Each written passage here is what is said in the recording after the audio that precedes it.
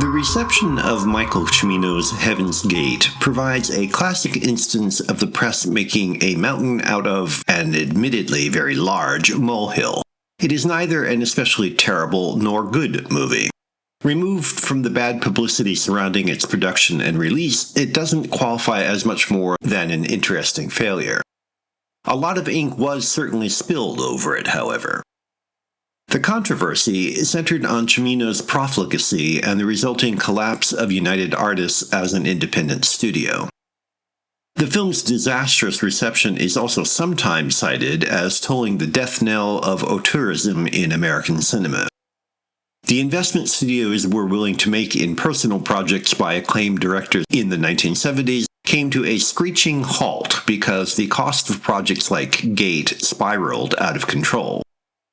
The businessmen, with their profound understanding of audience desires, stepped in to save the studios from irresponsible artists, selflessly freeing viewers from the shackles of art to enjoy themselves mindlessly. There was certainly plenty of arrogance to go around, but blaming Hollywood's failures on irresponsible artists is more than a touch disingenuous. Yes, Heaven's Gate preposterously blows up a minor incident in the Old West into a rehearsal for universal class warfare.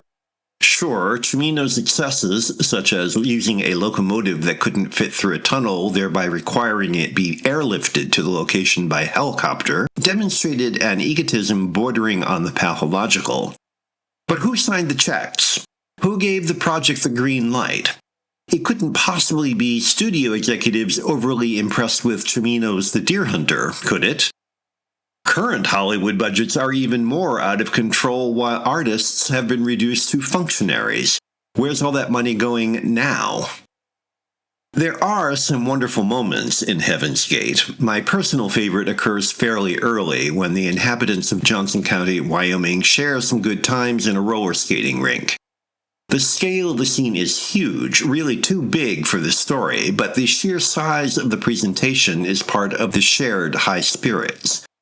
Only the movies can provide moments like it, but unfortunately, the context is so pretentious and remote that the scene feels like a happy accident. The film is beautifully made at a purely technical level, but the rapturous, often violent imagery lacks any real sense of justification. Which is hardly surprising, because it is difficult to justify piling a gargantuan budget on a rickety foundation no matter how bravura the treatment. Like another overwrought, politically ambitious failure, Bertolucci's 1900, aspiration exceeds achievement and intelligence in Heaven's Gate. There just isn't enough to the movie other than Cimino's conceit for it to be famous for anything more than sinking United Artists. At best, you can say that with it, artistic arrogance combined with business incompetence to produce an occasionally moving but deeply flawed film.